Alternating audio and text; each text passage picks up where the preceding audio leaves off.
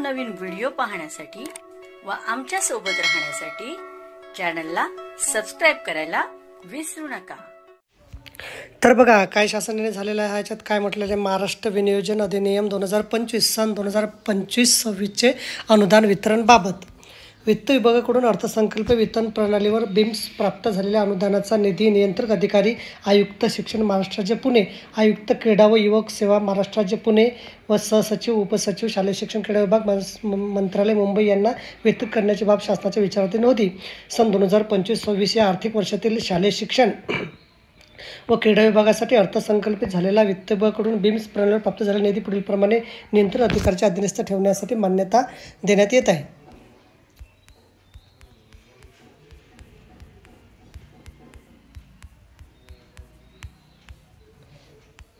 सन 2025-26 आर्थिक वर्षात वित्त विभागाने बिम्स प्रणालीवर उपलब्ध करून दिलेला उपरोक्त निधी अनुदान खालील अटी व शर्तीच्या अधीन राहून वितरित करण्यात येत आहे। वित्त विभागाने शासकीय कर्मचाऱ्यांना अग्रिम मंजूर करण्यास वेळोवेळी निर्गमित केलेले शासन निर्णय, शासन परिपत्रक यामधील विविध सूचना अटी तसे मुंबई वित्तीय अधिनियम 1959 मधील परिशिष्ट 26 मधील तरतुदी विचारात घेऊन संबंधितांना अनुदेय असणाऱ्या किमान रकमेच्या मर्यादेतच घरबांधणी अग्रिम वितरित करण्यात यावा। निधी वितरण करताना मास्टर अर्थसंकल्प पुस्तिका वित्तीय अधिकार नियम पुस्तिकेमध्ये उल्लेख केलेल्या नियमाचं पालन करावं। पदनिर्मितीच्या अनुषंगाने वेतनावरील निधी वाटपाच्या संदर्भात आवश्यक तेथे उच्चस्तरीय सचिव समिती मंत्रिमंडळ याची मान्यता तसे वित्त विभागाने वेळोवेळी दिलेल्या सूचनांच्या अनुषंगाने कारवाई झाल्याची खात्री करण्यात यावी। खाजगी स्वयंसेवी संस्थांना अनुदान उपलब्ध करून देताना वित्तीय अधिकार नियम पुस्तिका 1978 भाग 1 उपविभाग 1 मध्ये अनुक्रमांक 27 नियम 149 प्रमाणे सक्षम अधिकाऱ्याची मान्यता घेऊन अनुदान अदा करावं। ज्या तरतुदी वितरणासाठी प्रशासकीय मान्यता आदेशाची आवश्यकता असे तरतुदी वितरित करताना भाग 1 उपविभाग 3 अनुक्रमांक 4 नियम 27(2) अन्वये प्रदान केलेल्या अधिकाराप्रमाणे सक्षम प्राधिकाऱ्याच्या मान्यतेने आदेश निर्गमित झाल्यानंतर अनुदान वितरित करावं। जिल्हा परिषदेसाठीचे वेतनेतर अनुदान त्याचे अनुदान निर्धारण झाल्याशिवाय वितरित करू नये।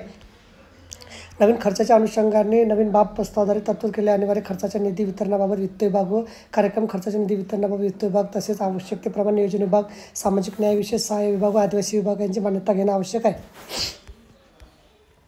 शासनाद्वारे देण्यात येणारे वेतन अनुदान लाभार्थीच्या बँक अकाउंटमध्ये ECS द्वारे प्रदान करणे बंधनकारक राहील। कोणत्याही परिस्थितीत वेतन अनुदानाची रक्कम एकत्रितरित्या व ऑफलाईन पद्धतीने वितरित करण्यात येऊ नये।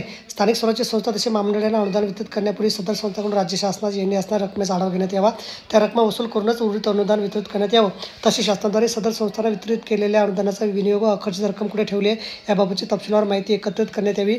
सदर अखर्चित निधी बँकेमध्ये ठेवला असल्यास त्याचे बँक अकाउंट स्टेटमेंट शासनास सादर करावं। एखाद्या कार्यक्रमावरील खर्चासाठी उपलब्ध करून होणारा आलेला निधी खर्चित असल्यास त्याच प्रयोजनासाठी चालू वर्षी वित्त विभागाच्या अनुमतीशिवाय निधी वितरित करू नये। तर बघा अशा प्रकारे अत्यंत महत्त्वाची माहिती आपल्याला समजली असेल। व्हिडिओ सुद्धा आवडल्यास लाईक करा, शेअर करायला विसरू नका। धन्यवाद।